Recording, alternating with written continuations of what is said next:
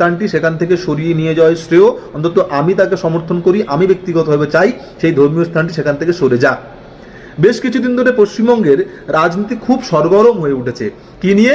Kolkata airport এবং একটি মসজিদকে কেন্দ্র করে, এবং মানুষের কাছে ব্যাপারটি যেভাবে চলে যাচ্ছে যে ওই এয়ারপোর্টের মধ্যে, কলকাতা এয়ারপোর্টের মধ্যে মসজিদটি প্রতিষ্ঠিত করা হয়েছিল। এবার এই ঠিকটাকে ঠিক বলার কারণে যদি আপনারা আমাকে বলেন ঝোলা থেকে বেড়াল বেরিয়ে এলো, বা যদি সাম্প্রদায়িক তকমাও আমাকে আখ্যা দেন, তাতে আমার সত্যি কিচ্ছু যায় আসে না। আমি ঠিকটাকে ঠিক আমাকে বলতে হবে। ওখানে মসজিদটি প্রতিষ্ঠিত হয়েছিল 1890 সালে।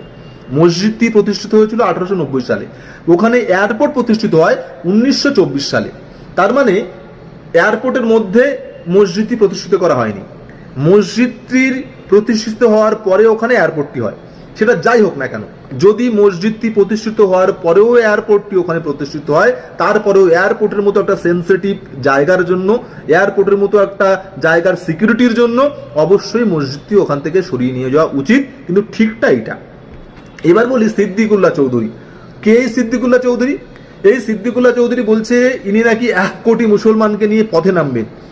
উনি ভাবছেন, এই সিদ্দিকুল্লাহ চৌধুরীরা ভাবছেন এখনো পর্যন্ত যে মুসলমানরা এনাদের পকেটের সম্পত্তি। দীর্ঘদিন ধরে এই মুসলমানদেরকে পকেটের সম্পত্তি মনে করে এনারা এই মুসলমান সমাজকে ব্যবহার করেছেন শুধুমাত্র নিজেদের ক্ষমতার জন্য। কে সিদ্দিকুল্লাহ চৌধুরী? এই সিদ্দিকুল্লাহ চৌধুরী একসময় ছিল কংগ্রেসের নেতা। তারপরে এই সিদ্দিকুল্লাহ চৌধুরী হলো AIDUF এর প্রার্থী। তারপরে এই সিদ্দিকুল্লাহ চৌধুরী হলো তৃণমূল কংগ্রেসের নেতা।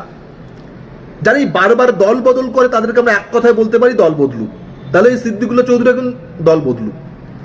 পরের কথায় আসি, এই সিদ্দিকুল্লাহ চৌধুরী যখন 1 কোটি মুসলমানকে নিয়ে পথে নামার হুঁশিয়ারি দেয়, অন্যায়ভাবে অবশ্যই মসজিদটা ওখান থেকে সরে যাওয়া উচিত। অন্যায়ভাবে যখন ধর্মীয় হাওয়া গরম করার জন্য এই সিদ্দিকুল্লাহ চৌধুরীরা 1 কোটি মুসলমানের কথা বলেন, তখন এই সিদ্দিকুল্লাহ চৌধুরীদেরকে প্রশ্ন করতে খুব ইচ্ছে করে, এই সিদ্দিকুল্লাহ চৌধুরীরা ওয়াকাব আন্দোলনের সময় কোথায় ছিল? কোথায় ছিল এই সিদ্দিকুল্লাহ চৌধুরীর নেত্রী যখন বলেছিল আমি মৃত্যুর পরে তারপরেই পশ্চিমবঙ্গে SIR হবে, আমি বেঁচে থাকতে থাকতে SIR হতে দেব না। SIR খারাপ কি ভালো সেটা অন্য কথা। তাহলে এই সিদ্দিকুল্লাহ চৌধুরীরা তখন কোথায় ছিল যখন পশ্চিমবঙ্গে মমতা ব্যানার্জি বেঁচে থাকতে থাকতে SIR হয়? এই সিদ্দিকুল্লাহ চৌধুরী তখন কোথায় ছিল? এই সিদ্দিকুল্লাহ চৌধুরী শুধুমাত্র হাওয়া গরম করার জন্য, শুধুমাত্র ধর্মীয় বিষ ছড়ানোর জন্য বলে দিল 1 কোটি মুসলমানকে নিয়ে পথে নামবে। আজকে দেখতে পেলাম কি, এই সিদ্দিকুল্লাহ চৌধুরী গাড়ি থেকে নেমে লেজ গুটিয়ে পালিয়ে গেলেন। এবং এই সিদ্দিকুল্লাহ চৌধুরীরা যেভাবে ধর্মীয় বিদ্বেষ ছড়াচ্ছে, এই সিদ্দিকুল্লাহ চৌধুরীরা মুসলমান সমাজটাকে এতদিন ধরে ধ্বংস করেছে, ব্যবহার করেছে। তাই এই সিদ্দিকুল্লাহ চৌধুরীদের কথায় আপনারা মানবেন না। এরা ধ্বংস করছে একটা সম্প্রদায়কে, এবং ওখান থেকে মসজিদটি সরে যাওয়া উচিত, সরিয়ে নেওয়া উচিত। এই সিদ্দিকুল্লাহ চৌধুরীরা যে বিষ বাষ্প ছড়াচ্ছে সমাজে, এই ফাঁদে পা দেবেন না। বিশাল একটা ঝামেলা চলছে, কারণ মুসলিম ভাইরা বলছে নামাজ পড়বো, আর বাগড়া থেকে বলছে নামাজ পড়তে দেব না।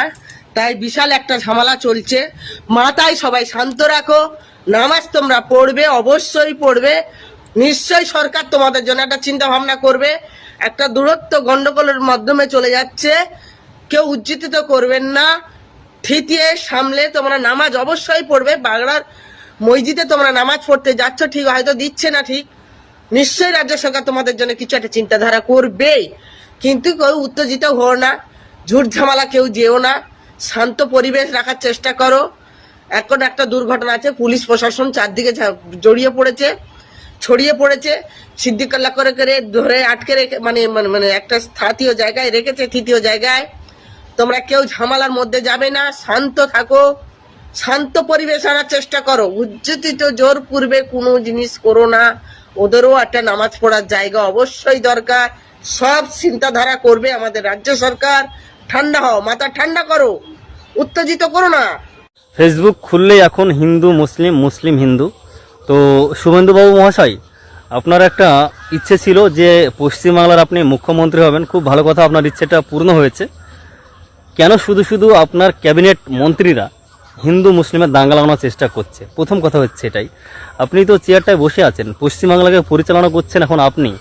তো এই রাজ্যে যাতে অশান্তি না হয়, হিন্দু মুসলিমে যদি দাঙ্গা লাগে, তাতে আপনাদের মতো নেতা মন্ত্রীর কোনো যায় আসে না। বুঝতে পেরেছেন? কথাটা ভালো করে মাথায় রাখবেন। কারণ আপনারা এসি রুমে থাকবেন সব সময়।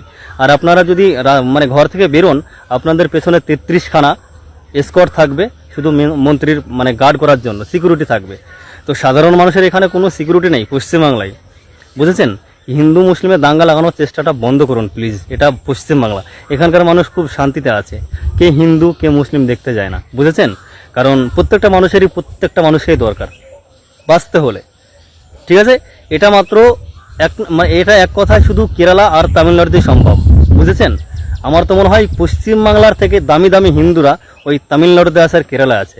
তাদের কাছে কে কি খাবে সেটা ম্যাটার না, ঠিক আছে? ওখানকার মানুষের যে যার ইচ্ছা সে সেটা খায়। এই যত রকমের ছ্যাবলামো পেছন পাকামো শুধু বাংলাতে হয়। রাজ্যটাকে কিভাবে এগিয়ে নিয়ে যাবেন, রাজ্যটাকে কিভাবে শিক্ষার দিক থেকে এগিয়ে নিয়ে যাবেন সেটা ভাবুন। এখানে কর্মসংস্থান নাই, কর্মসংস্থানের ব্যবস্থা করুন। ভোটের আগে বেশ বড় বড় ডায়লগ মেরেছিলেন যে ক্ষমতা আসলে এটা করব, হমক করব, তমক করব, যেটা কাজের কাজ সেটা করুন, ঠিক আছে? ফালতু শুধু শুধু হিন্দু মুসলিমের দাঙ্গা লাগাবেন না, এটা পশ্চিমবাংলা, এটা মাথায় রাখবেন। আর এটা বলছি, সিপিএম ছিল 34 বছর, তৃণমূল কংগ্রেস ছিল 15 বছর, আপনি সবে আসলেন। যদি থাকতে চান ভালো মতো তাহলে ভালো কিছু কাজ করে দেখান, নাহলে আপনিও কবে বোল্ট আউট হয়ে যাবেন, পরিষ্কার কথা একদম। আর এই যে হগলবাড়িয়া থানার পুলিশ, ভোটের রেজাল্ট হয়ে গেছে 4 তারিখ, এখনো পর্যন্ত কিসের জন্য আপনি ওই বিজয় মিছিলের পারমিশনটা দিচ্ছেন? ডিজে বাজানো বন্ধ, মসজিদ থেকে মাইক মানে জোরে সাউন্ড হলে অসুবিধা হচ্ছে কিছু মানুষের, একটা আলাদা সম্প্রদায়ের মানুষের হতেই পারে, কিন্তু এই যে আপনি যে বিজয় মিছিলের পারমিশন দিচ্ছেন কিসের জন্য? পুলিশগিরি করতে এসেছেন এখানে নাকি? ক্ষমতা কারোর বাবার চাকর না, এটা যেন মাথায় থাকে। যদি এরকমই হয়, আইনটা সবার জন্য এক হোক। আজকে বাঁকড়াতে যে নামাজ পড়ার জন্য না সিদ্দিকুল্লাহ চৌধুরী বলেছিল যে আজকে 1 লাখ লোক নিয়ে যাবো নামাজ পড়তে।